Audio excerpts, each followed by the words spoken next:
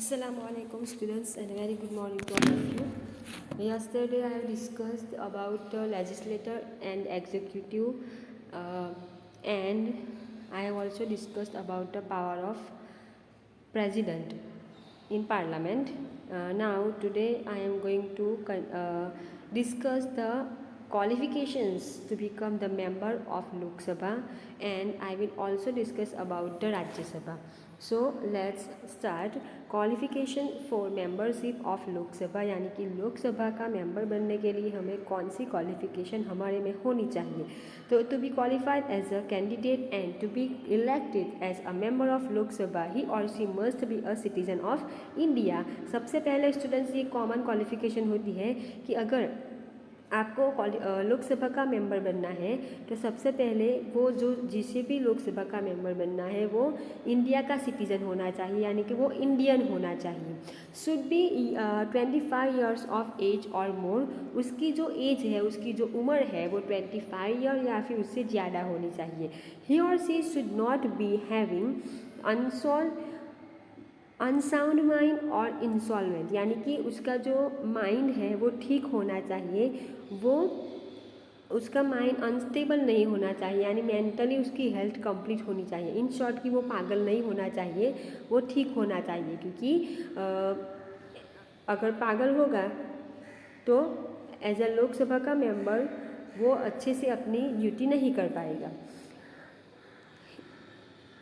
He or she should not be an employee of the central or the state government. अगर आपको लोकसभा का member बनना है तो आप सेंट्रल गवर्नमेंट या स्टेट गवर्नमेंट दोनों में से एक भी गवर्नमेंट में आप एज ए एम्प्लॉय काम नहीं करते होने चाहिए.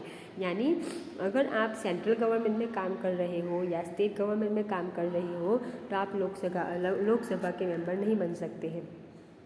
He must not be prevent criminal, यानी कि वो क्रिमिनल भी नहीं होना चाहिए, क्योंकि कोई भी क्रिमिनल वो लोकसभा का मेंबर नहीं बन सकता है.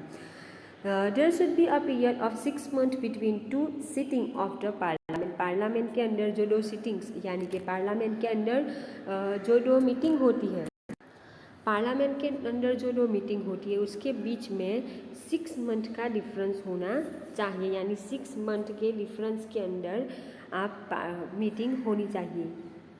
2 मीटिंग के बीच में 6 month का गैप होना चाहिए. नेक्स्ट है students, a president can dissolve the Lok Sabha on the council of the prime minister. जैसे कि कल हमने देखा था कि अगर प्रेसिडेंट चाहे तो प्राइम मिनिस्टर के साथ कंसल्ट लेके, यानी कि डिस्कशन करके लोकसभा को डिसॉल्व कर सकता है. नेक्स्ट है, अ member of any of the house of the parliament can attend the proceeding of that house and can vote in the same house. यानी कि अगर किसी भी एक हाउस का मेंबर जो है, यानी कि अगर राज्यसभा का है या फिर लोकसभा का, किसी भी एक हाउस का अगर वो मेंबर है तो वो पार्लियामेंट की उस प्रोसीडिंग, यानी कि उस दोनों में से किसी भी राज्यसभा या फिर लोकसभा किसी भी हाउस की मीटिंग अगर पार्लियामेंट में चल रही हो तो वो अगर लोकसभा या फिर राज्यसभा का मेंबर है तो वो मीटिंग अटेंड कर सकता है. साथ ही में अपना जो जिस भी मैटर के ऊपर वहाँ पे मीटिंग चल रही हो अपना वोट दे सकता है. But a member of the cabinet ministry can attend the proceeding of both the houses of the parliament even if he or she is not a member of the Lok Sabha. यानी कि student, जैसे मैंने जो आगे की जो line थी उसमें ऐसा था कि अगर लोकसभा का मेंबर है तो वो लोकसभा की मीटिंग अटेंड कर सकता है, राज्यसभा का मेंबर है तो राज्यसभा की मीटिंग अटेंड कर सकता है और अपना वोट दे सकता है. लेकिन अगर वो कैबिनेट मिनिस्ट्री का मेंबर है तो वो उसके पास ये पावर है कि वो दोनों हाउसेस, यानी लोकसभा और राज्यसभा दोनों की मीटिंग अटेंड कर सकता है. अगर भले ही वो लोकसभा का मेंबर नहीं है उससे कोई मायने नहीं रखता. अगर वो कैबिनेट मिनिस्ट्री का मेंबर है तो वो राज्यसभा की मीटिंग भी अटेंड कर सकता है और लोकसभा की मीटिंग भी अटेंड कर सकता है. But if he or she is a member of a upper house then he or she can vote in that house only. अगर वो अपर हाउस, यानी अगर वो राज्यसभा का मेंबर है तो सिर्फ और सिर्फ वो उसी हाउस के लिए, यानी राज्यसभा के लिए ही वोट कर सकता है, दूसरे लोकसभा के लिए नहीं कर सकता है. State of Gujarat has representation of 26 members in the Lok Sabha, यानी गुजरात राज्य से लोकसभा के अंदर टोटल गुजरात राज्य में से 26 मेंबर लोकसभा के अंदर है। The term of Lok Sabha is of 5 year, जैसे आगे आ गया है कि लोकसभा का टाइम पीरियड 5 साल का होता है। But the president can dissolve it before that if needed, अगर प्रेसिडेंट चाहे, ऐसी ज़रूरत आ पड़े कि 5 साल से पहले उसको उसके ईयर को ख़त्म करना पड़े, अगर प्रेसिडेंट चाहे, ऐसी ज़रूरत आ पड़े तो प्रेसिडेंट चाहे तो वो 5 साल ख़त्म होने से पहले ही लोकसभा का टाइम पीरियड ख़त्म कर सकता है।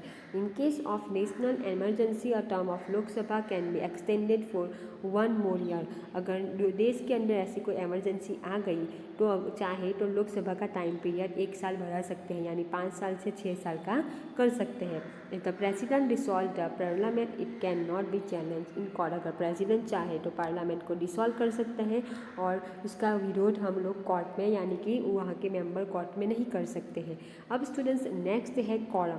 कॉरम किसे कहते हैं स्टूडेंट्स? नंबर ऑफ मेंबर, इसको कहते हैं कॉरम, यानी कि पार्लियामेंट के जो हाउसेस हैं उसके अंदर कितने मेंबर्स होने चाहिए उसको कहते हैं कॉरम। तो quorum is the number of members present in the house of the parliament, parliament के हाउस के अंदर जितने भी मेंबर प्रेजेंट होते हैं उसको कॉरम कहते हैं।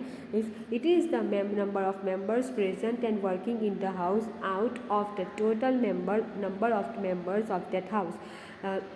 अच्छी तरह से समझ लीजिए कि किसे कहते हैं कि उस हाउस में टोटल जितने मेंबर हैं उस मेंबर्स में से हाल में, यानी कि उस समय जितने भी मेंबर पार्लियामेंट यानी उस हाउस में प्रेजेंट हो और काम कर रहे हो, उस टोटल नंबर ऑफ मेंबर्स को कोरम कहते हैं।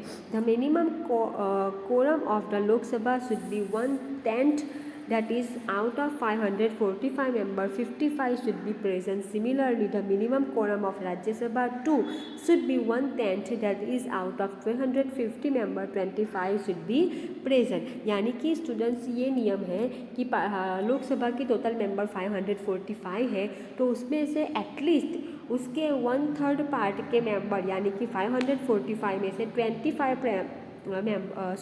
55 मेंबर्स वो लोकसभा के अंदर हाजिर होने चाहिए और काम करते होने चाहिए। इन द सेम वे कि राज्यसभा के अंदर टोटल 250 मेंबर्स होते हैं तो 250 मेंबर्स में से वहाँ पे भी 1/10 यानी कि 25 मेंबर्स वो राज्यसभा के अंदर प्रेजेंट होने चाहिए। ये लोकसभा और राज्यसभा का कोरम है कि इतने मेंबर्स वहाँ पे होने चाहिए। अब स्टूडेंट्स हमारा नेक्स्ट टॉपिक है राज्यसभा। तो let's start. Rajya Sabha is the upper house of the parliament. It is a representative house of all the states and union territories of India. जैसे आगे मैंने कहा था कि राज्यसभा वो पार्लियामेंट का अपर हाउस है और वो जो राज्यसभा है वो देश के हर एक राज्य का और देश की जितने भी यूनियन टेरिटरीज है हर एक का रिप्रेजेंटेटिव है, यानी कि रिप्रेजेंटेशन राज्यसभा करता है।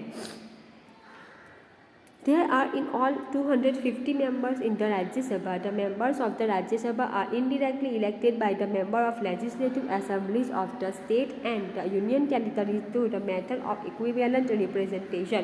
तो राज्यसभा के अंदर स्टूडेंट्स 250 मेंबर्स होते हैं और ये हर एक मेंबर कैसे सिलेक्ट किया जाता है?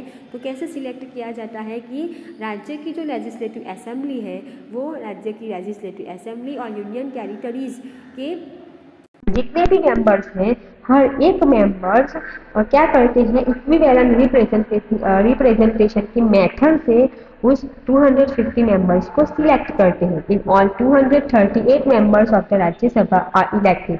टोटल 238 मेंबर्स राज्यसभा के सिलेक्ट किए जाते हैं और बाकी के जो 12 मेंबर बचते हैं वो 12 मेंबर कौन सिलेक्ट करता है? Nominated by the president of India. India का प्रेसिडेंट उन्हें सिलेक्ट करता है। These nominated members should be having a special knowledge or practical experience with respect to literature, science, art, culture, sport and social service। और ये जो 12 members जो हैं जो प्रेसिडेंट सिलेक्ट करते हैं वो कैसे होने चाहिए?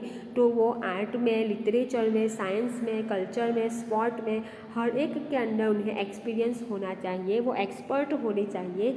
उन्हीं मेंबर्स को, उन्हें ऐसे ही लोगों को प्रेसिडेंट राज्यसभा के मेंबर के तौर पे सिलेक्ट करता है। No person can be a member of both the houses simultaneously. ये एक कॉमन हम ऐसे ही समझ सकते हैं कि कोई एक ऐसा मेंबर, ऐसा पर्सन हो वो सिर्फ दोनों में से एक ही हाउस का मेंबर रह सकता है, साथ में दोनों हाउसेस का मेंबर वो नहीं बन सकता है। तो स्टूडेंट्स ये था हमारा लोकसभा का और राज्यसभा का टॉपिक। अब हम देखेंगे राज्यसभा की क्वालिफ़िकेशन, यानी राज्यसभा की मेंबरशिप के लिए क्या क्वालिफ़िकेशन होनी चाहिए, वो हम नेक्स्ट वीडियो में देखेंगे। Okay, thank you very much.